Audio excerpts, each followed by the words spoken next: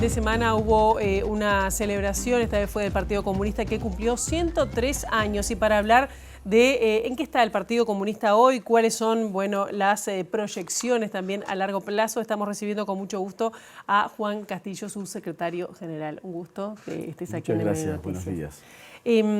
Te iba a preguntar sobre el acto que hicieron, esa celebración el sábado, pero ¿qué es ser comunista hoy? Un tema que estuvo presente además en el discurso que tú hiciste ahí. Es verdad, porque hay muchos desafíos, porque hay problemas nuevos y porque es normal que muchos vecinos, muchos compañeros nos pregunten, che, ¿qué es ser comunista hoy? Y a nosotros nos vino muy bien ese desafío, esa pregunta, que además lo habían hecho otros colegas. Me inspiré en algunos colegas que antes del acto nos habían hecho alguna entrevista y nos permitieron ir desarrollando una serie de momentos históricos en la vida del país, en la vida de las trabajadoras y de los trabajadores, y por lo tanto con eso acompasando la vida del Partido Comunista, porque nunca fue fácil ser comunista, dar la cara como comunista en sociedades como la nuestra, sociedades tradicionales, conservadoras, sociedad capitalista, que lo hayamos elegido nosotros, en nuestra sociedad se divide en esas características. Y seguramente tiene que haber sido difícil 103 años atrás dar la cara como comunistas. Muchos de los más grandes, algunos de los que ya no están entre nosotros, nos contaban que en el interior ser señalado con el dedo, mirá, aquel que vaya es buena gente, pero es comunista. Entonces era objeto de estar medio separado, medio raleado a veces de la sociedad, era el que no tenía fiado, era el que le dificultaba más tener acceso a determinadas cuestiones como el laburo. Bueno, era complejo, pero era también tomar partido en momentos difíciles de la vida del planeta y de nuestro propio país.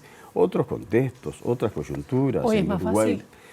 No es más fácil, pero vas cambiando desafíos. Vos tenés desafíos nuevos hoy. Yo mismo ya no soy de la generación esta de que todo hay que decirlo en el menor tiempo posible. 140 caracteres que decíamos que tenían los Twitter antes, no sé cómo se llama, pero tiene una X, no tiene un pajarito ahora. Pero lo cierto es que vos tenés que en muy poco tiempo trasladar una idea, un concepto. Nadie te aguanta un discurso más de 10, 15 minutos. Eso era para Fidel antes o para Ronnie Arismendi en nuestro caso. Bueno, estos son desafíos que traen preocupación más inmediata para la población, nuestras propias compañeras y compañeros. Si vos le mirás a largo plazo, por ejemplo, el tema que seguramente toquemos, seguridad social. O sea, ¿qué me voy a ocupar yo de la seguridad social si tengo 30 años, 40 años, de aquí a que me jubile, y cuando se va a jubilar se da cuenta que ya no puede ir para atrás en el tiempo y le cambiaron las reglas de juego? Bueno, esto también nos ocurre a nosotros, y al ocurrirte te obliga a tener respuestas nuevas.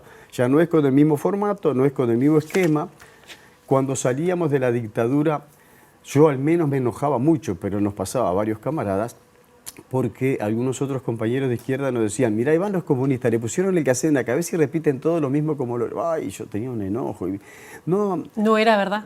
No era verdad, pero no era verdad. El problema es que identificaban así lo que era ser un militante disciplinado, ¿no? Cuando vos tenés momentos para debatir adentro de las estructuras orgánicas y ahí discutimos con pasión, confrontamos ideas, pero una vez que tomaste una resolución salís para afuera a aplicar o a repetir lo que efectivamente coordinaste, ¿no? Claro. Bueno, son cosas que te imponen nuevos desafíos, nueva respuesta, y que tenés que convocar para que se integren a este espectro, a esta forma de hacer política. Y la consigna que tenían en esta conmemoración, en este cumpleaños, era tomar partido por la esperanza. Sí. ¿Está faltando esperanza que toman esa consigna? Es que nosotros fuimos construyendo en la consigna. Para nosotros las consignas tienen un momento muy particular. Cuando agarramos y elegimos una consigna, preside toda nuestra actividad del año o de una época a veces. Costaba que nosotros asumiéramos autocríticamente en el 2019 la derrota electoral. Anunciábamos que iban a tener consecuencias políticas graves para la población, para los trabajadores, para las trabajadoras, para el pequeño y mediano productor. Y decíamos que no solo había que hacer autocrítica, sino que empezar a pararse y a tomar partido en la situación que estamos, tomar partido por los errores que cometimos, por la necesidad de crecer y desarrollarnos, pero además para estar en medio de la movilización de la lucha. En aquel momento decíamos, no mire para el costado, íbamos diciendo, no miremos para el costado, miremos lo que nos afronta, no quejándonos. Luego, no mires para el costado y toma partido por la vida, porque estaba la vida en juego en medio de la pandemia. En medio de la pandemia, capaz que eso puede quedar como una anécdota hoy, pero al mismo tiempo que había un problema sanitario en el planeta y en el Uruguay tenía repercusiones, esto iba afectando al trabajo de las uruguayas y de los uruguayos. Se cerraban los comercios, los negocios, las fábricas, no podías tener las mismas horas de trabajo, había medio horario, teletrabajo, distintas condiciones de vida que se le cambió. Entonces había que tomar partido por la vida, decíamos nosotros, y cómo generábamos instrumentos de movilización. Así nos dimos maña para juntar las firmas contra la LUC, contra la Ley de Urgente Consideración, en medio de esa pandemia y en medio de esa situación, trasladando la solidaridad a las ollas populares o a los merenderos, donde estaban nuestros militantes allí en momentos muy embromados para la sociedad. Y hoy es tomar partido por la esperanza. ¿Por qué? Porque nos ubicamos en la previa de un año electoral. Porque es un momento de síntesis política, es síntesis para el partido de un momento histórico, de rendir cuentas frente a nuestros comunistas y a nuestras compañeras y compañeros, frente a la sociedad, que nos mira a veces incrédulo, a veces no creen efectivamente en nosotros, pero a veces con mucho respeto también y nos hacen sentido. ¿Y la esperanza es el Frente Amplio en este caso o qué es? No tiene expectativa nuestro país y el pueblo que no sea un triunfo de la izquierda en el Uruguay. No hay expectativa. Este gobierno ya se agotó. Le pidió los 5 mejores años de la vida a los uruguayos, lleva 3 años y medio y ya alcanza, ya no precisamos más. Hay 1 año y medio que le quedó de más. No ha dado respuesta como anunciaba que lo iba a dar. Le decía a la gente, al votante, que estaban preparados. Lo que no dijeron, ¿para qué? Para gobernar seguramente que no, porque no le está yendo mejor a los uruguayos y a los uruguayas. Porque ha caído el salario, porque hemos perdido trabajo, porque han caído las jubilaciones, porque hay más pobres. Ellos que criticaban tanto los 15 años de gestión del gobierno, ahora ya no hablan más de los 15 años anteriores, porque el último dato estadístico del INE marca que la pobreza comparativamente hoy con el 2019, el último año de gobierno del Frente Amplio, es varias veces mayor. 40.000 pobres más que tienen rostros de niños, de niñas, de adolescentes, porque es allí donde creció más esa situación de pobreza. Entonces, hay pila de problemas, hay una alternativa y nosotros queremos sembrar la expectativa de la esperanza. Y la esperanza está desde el lado de un proyecto político como el Frente A.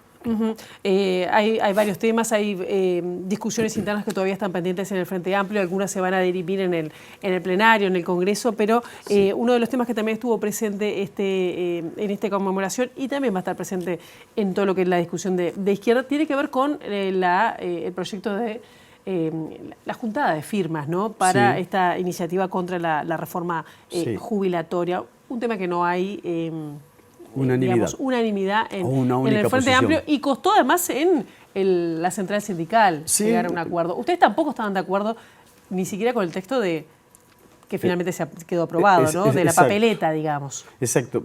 Estas cosas son transparentes, por suerte. Las formas de construir la elaboración colectiva tiene que ver con debates, con discusión, con confrontación de ideas.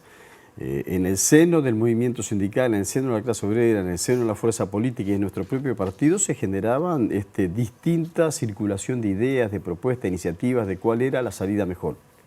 Pero lo que hay que ratificar es que contra esta ley estamos todos unidos. Primero, ninguno de nosotros quiere esta ley porque la ley de reforma a la seguridad social coloca un problema con una visión del gobierno de la derecha en que toma la seguridad social como un costo, lo toma como un problema, porque le está dedicando productos del PBI, puntos del PBI para la seguridad social.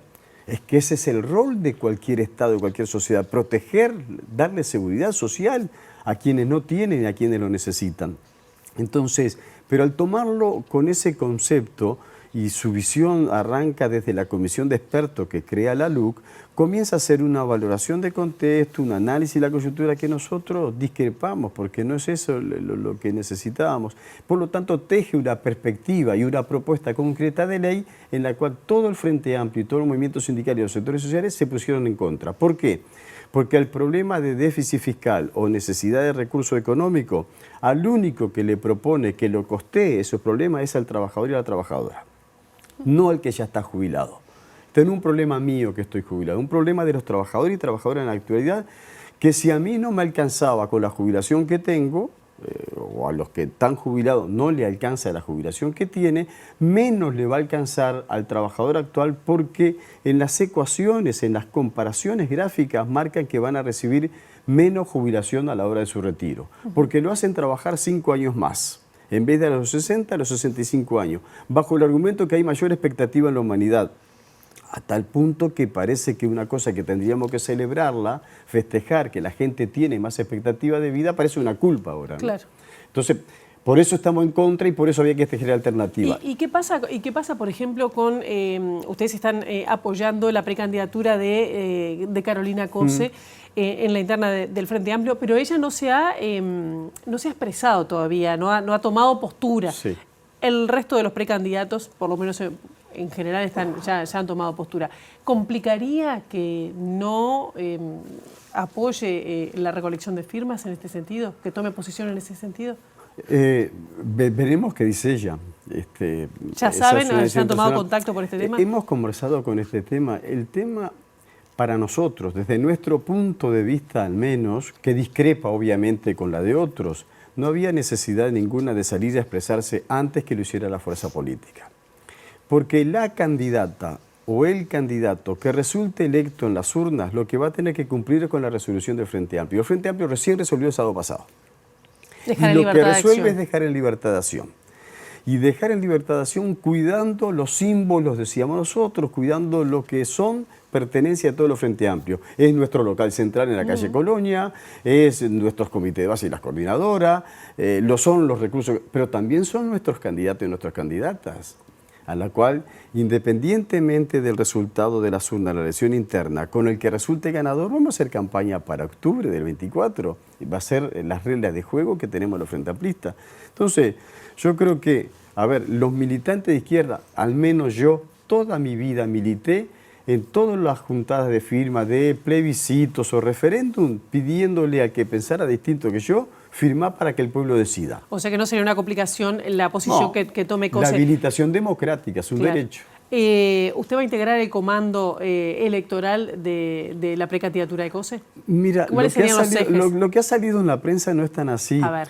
Es obvio que hay un núcleo que lo integramos los sectores que lo apoyamos. En estos días, el que está yendo en nombre del Partido Comunista a ese ámbito de coordinación política soy yo, pero también muchas veces que yo no puedo porque tengo otra actividad en el Parlamento, en el Frente Amplio, va Ana Olivera, la compañera nuestra Ana Olivera. O sea que ahí daban primero el club del Toby, ¿no? 6 o 7 nombres, todos varones, ninguna mujer. Ya las primeras reacciones, ay, alrededor de la candidata. No, ahí están yendo compañeras del Partido Socialista, compañeras de Casagrande, de todos los sectores van ¿Cuáles compañeras serían los también. ejes, y con esto tenemos que ir Sí. cerrando, de la campaña de Cose a la interna? Para nosotros los ejes tienen que ser basarse en el programa que estamos construyendo, que se va a definir, ese es un eje. Tiene una característica propia Carolina, que es por eso que nosotros hemos rodeado e impulsado su candidatura, de experiencia en la gestión desde ante el Ministerio de Industria o ahora el gobierno de Montevideo. Tiene su sentido de la ubicación con un proyecto político de izquierda, confronta con lo más negativo del gobierno de la derecha, con propuestas concretas, y para nosotros es la oportunidad que una compañera mujer de las cualidades que tiene Carolina Cose sea presidenta de la República, y así lo dijimos en el acto. Juan Castillo, muchísimas gracias por Por estos favor, minutos. gracias a ustedes.